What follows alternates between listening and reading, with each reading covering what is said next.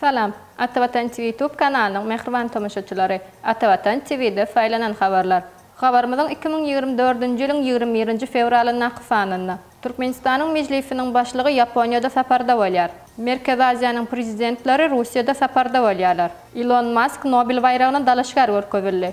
Fan sport olimpiadasy Türkmenistan geleceğin oyunları yarışına gatnaşýar ýaly habarlar süýetirýär. Mehriban tomoşaçylarymyz, geliňizde bolsa habarlarymyz bilen has giňişleýin tanyş bolaly.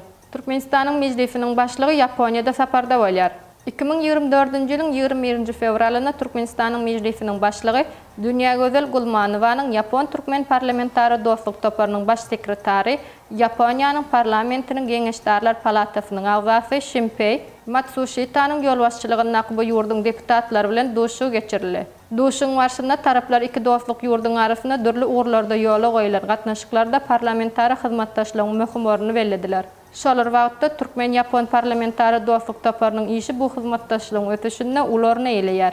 Taraplar iki taraplaryň esasda parlamentary dostluk toparynyň işiniň kämilleşdirilmegi hemde uğurdaş komitetleriň arasynda gatnaşyklaryň ýola goýulmagy, wekiliýetleriň birek-birege saparlarynyň gurulmagy babatda pikir alýşdylar. Duşun ahyrynda Ýapon-Türkmen parlamentary dostluk toparynyň ýolbaşçylary we agzalary Türkmen halkynyň akyldar şahyry Mahtumoğlu Pragynyň 300 ýyllyk ýubileýi bilen bagly ýurdumyzda geçirilen çärelere gatnaşmaga çagyryldy. Merkez Aziýanyň prezidentleri Russiýada saparda bolýarlar. Merkez Aziýanyň döwletleri Gazagystanyň, Täjikistanyň, Özbegistanyň hemde Qırgyz Respublikasynyň prezidentleri Russiýada saparda bolýarlar. Gazagystanyň prezidenti Kasym-Jomart Tokaýew, Qırgyz Respublikasynyň prezidenti Sadyr Japarow, Özbegistanyň prezidenti Şavkat Mirzaýew we Täjikistanyň prezidenti İmamali Rahmanow Russiýa Federasiýasynyň Tatarstan Respublikasyna iş saparyna bolup Kazan şäherine geçirilen geleceğin oyunları elektron sport ýarşynyň açylyş dawrasyna gatnaşarlar. Qırgyz Respublikasynyň prezidenti Russiýa Federasiýasyna sapar bilen bardy. Gazagystanyň, Täjikistanyň, Özbegistanyň prezidentleri bolsa şu gün Kazan şäherine bararlar. Kazan şäherine geleceğin oyunları ýarşy 21-nji fevral 3-nji mart aralygynda geçiriler. Bu halkara ýarşy 100den gowrakdan türgenler gatnaşarlar.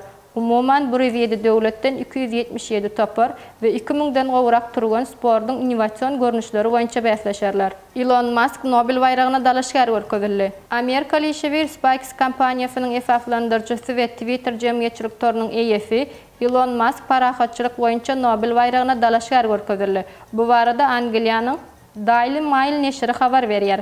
Dünýäniň iň baý işbirleriniň biri hasaplanýan Elon Musk Norwegiýaly deputat Marius Nielsen bu Avril bayragy dalaşgar hökmünde görkezmegi teklip etdi. Onuň bellemegine görä, Elon Musk'ın jemgyýetiniň durmuşyny gowlandyrmagy mümkinçilik berýän tehnologik kompaniýany esaslandyrdy.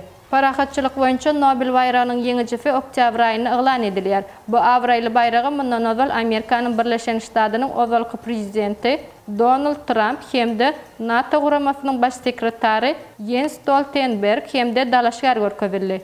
Fan sport olimpiadasy Türkmenistan geleceğin oyunları yarışına gatnaşýar. Şu gün Russiýa Federasiýasynyň Tatarstan Respublikasynyň paýtagty Kazan şäherinde tarihde ilkinji täze sany Olimpiýa oyunlary başlaýar. Bu halkara ýarşa Türkmenistanyň ýygynnysy hem gatnaşýar.